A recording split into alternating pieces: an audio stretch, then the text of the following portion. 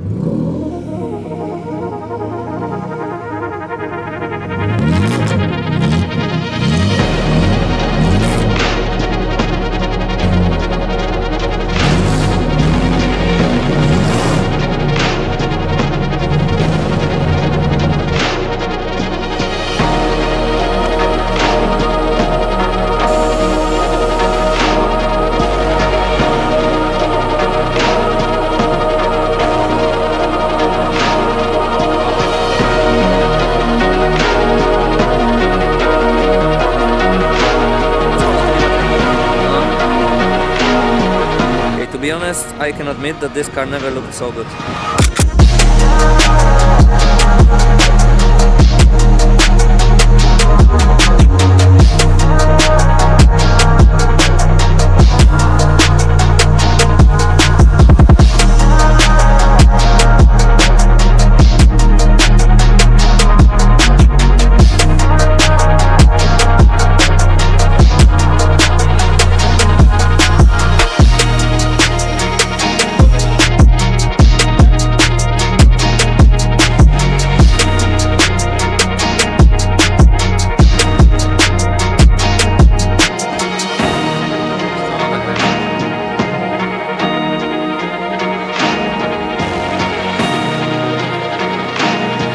Okay, so this is the current state of Bugi's car for this day. We're still waiting for some parts to come. We are waiting for the M3 moldings, we are waiting for new mirrors, we are waiting for bush bars, and the most important is the wheels. Fortunately, Bugi's not gonna run those ugly Volkswagen looking wheels, and we're gonna have something special for him. Our friends at 𝗵𝗻𝗀𝗃, they are preparing for Bugi a special set of custom-made 3-piece wheels just for this car. We're still thinking of putting a livery on it. Still not sure about that, if it's gonna happen or not.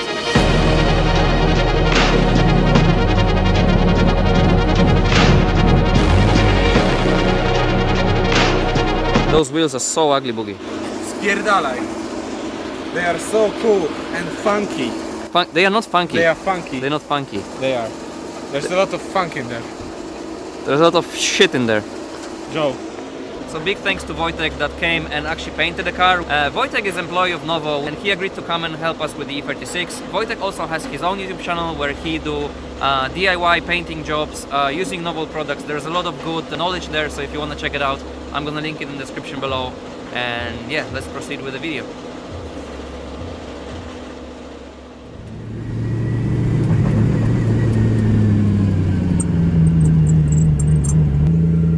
time I drive this car on the road, I'm terrified. I don't know.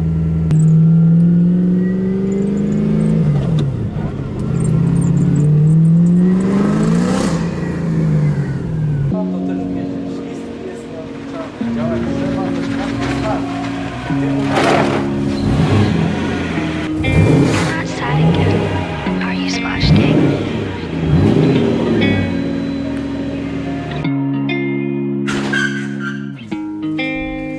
Okay, I have a problem with this car, and I'll show you what it is. So, you know, I like to run my car low, and at the moment I know it's not low. We raise the suspension to be able to drive on the roads, but usually when we go to the drift events, I put it as low as I can because I simply like how it looks. And in most of the cars, Miatas included, the more you load the suspension, the more your rear wheels go into negative camber, right? So if you lower this car very low, the rear wheel's gonna have such a big angle that obviously is looking super cool in that, but only half of your tire is touching the floor. And even though I really like the look of the car with such a big negative camber, it causes some issues, two in particular. First one, the car is slow, especially with that much torque and 15-inch wheels.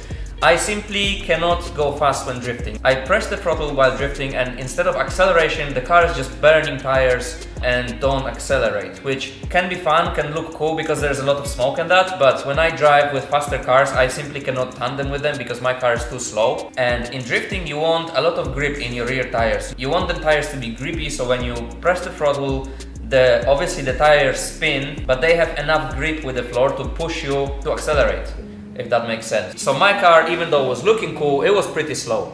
And the second issue is the one that makes me even more upset, because this is how the tire look after a couple laps of drifting. As you can see, because only the inside half of the tire is touching the floor, when the car accelerates, it burns a lot of rubber on this side, and this side of the tire remains new because it doesn't even touch the floor. And this causes another issues because firstly, you spend a lot of money on your tires and you only use half of them. And secondly, because of the heat, temperature and everything, the tires burn super fast. So when I put a fresh set of tires on my car, I do a couple of laps, maybe like 4 or 5 laps, and the tires are gone. It generates so much heat when you press the throttle that the heat is the factor that actually destroys the rubber. So I was struggling with this issue for the past 2 years, and now finally the time has come to change that.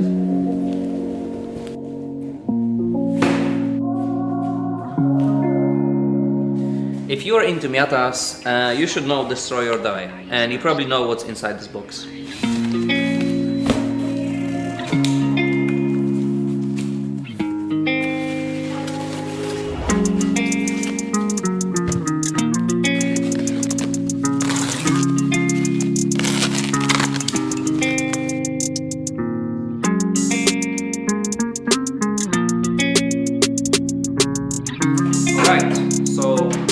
What these are is adjustable arms, upper and lower, for the Miata for the back. And these are gonna help me to adjust the camber of the back wheels, essentially.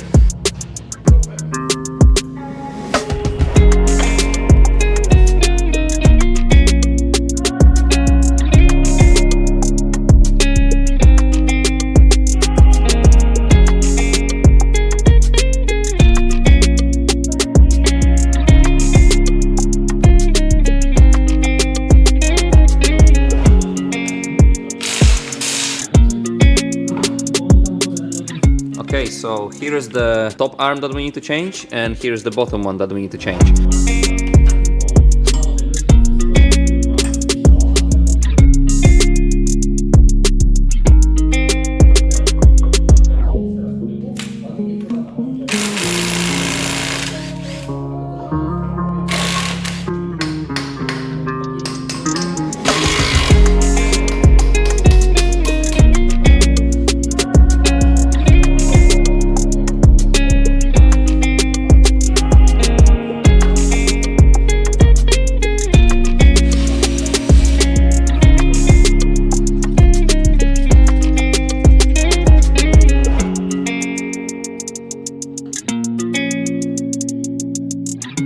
Okay, so here everything is out, and here you can see the old parts versus the new parts. I still need to take out the poly bushes from the old ones, put them in the new ones, and pretty much install them back in a car.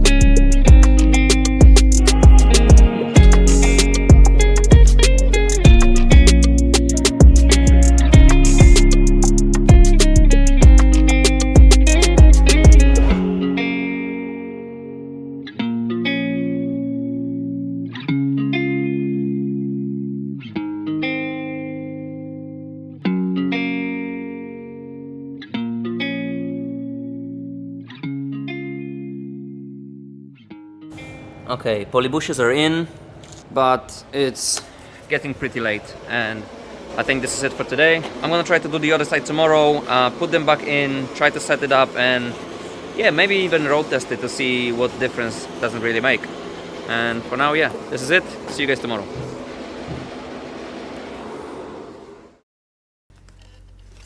Okay, good morning, we have a new day, and I'm gonna proceed to put this suspension back in the Miata. You probably noticed that Marek wasn't here yesterday, and it was because he went for a trip to pick up the seats for Kevin, and they are here. And we never used seats like this before. They are pretty controversial, but I think they're gonna fit the whole look. See for yourself.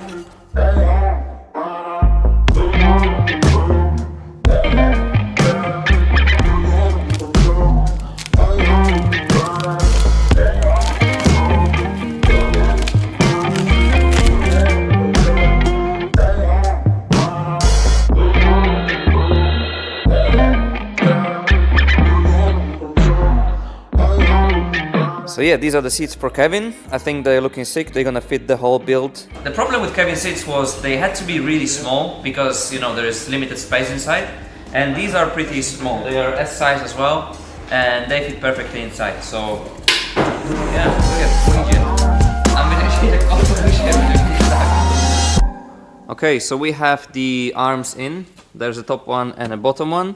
And the top one is the one that's adjustable. If you can see here, there is this plate, and at the moment it's set up in the middle, but you can have different plates to mount it more outside or more inside. I'll show you the plates. You can mount it in the middle, you can mount it a bit outside, and maximum outside. And of course you can flip them so it's more inside. So at the moment I placed it in the middle. So what I'm gonna do now is put the wheels on and see the difference between this side and the other side where there is an old setup on.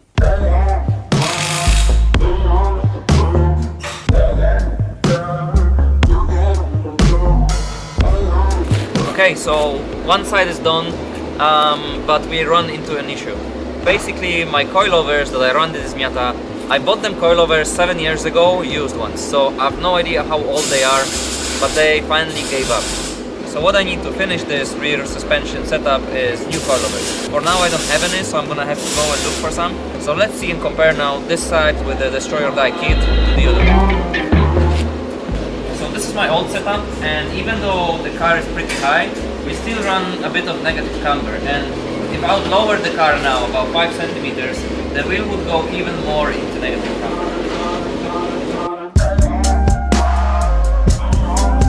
As you can see, the wheel is completely straight.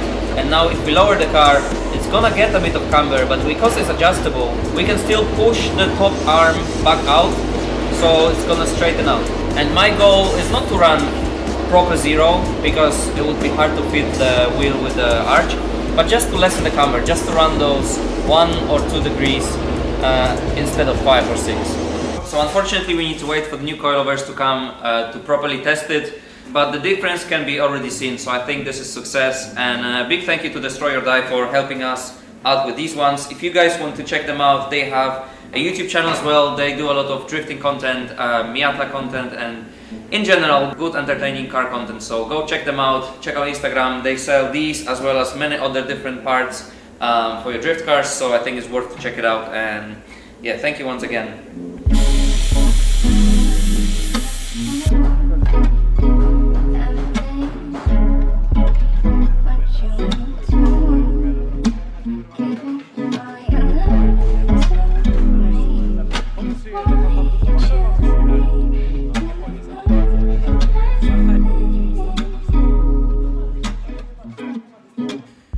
Okay, so we have the seats in place, and big piece that we are missing now is, like I said in the last video, extension of a roll cage that's gonna go here up to the A-pillar, around the dashboard and down to the floor.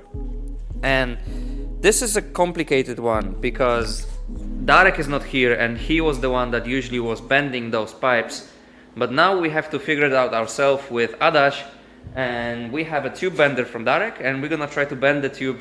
And this is quite complicated bend because it has to be bent 1, 2, 3, 4, 5 bends on one pipe. And if you mess one of those bends up, you need to pretty much have a new pipe. So let's see how it goes.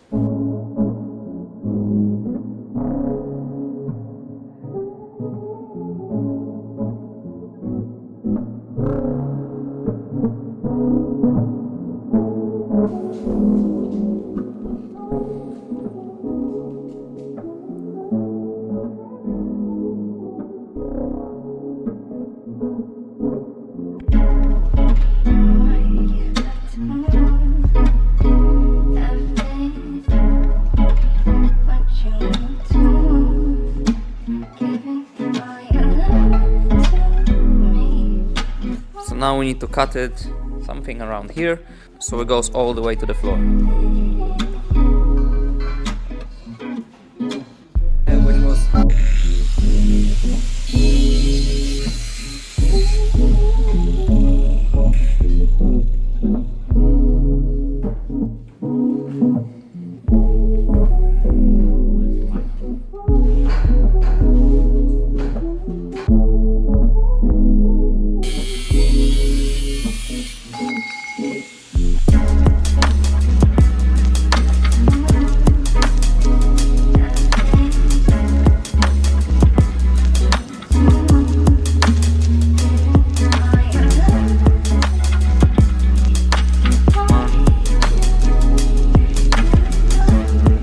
So this is the final piece. It's gonna connect the strut tower with the floor of the car, and of course now we need to reinforce the floor of the car. We're gonna have to weld the plate in, and it's looking super cool.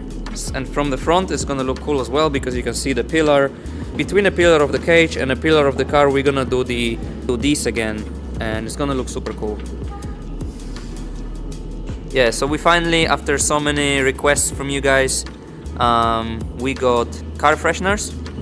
They'll smell like a lovely Japanese shopping center toilet, as every air freshener does. And we're probably gonna add them to the website either today or tomorrow. And that will be it for the video. It was a very productive few days in garage, and I think in the next video we're gonna road test Kevin again, so that will be very interesting.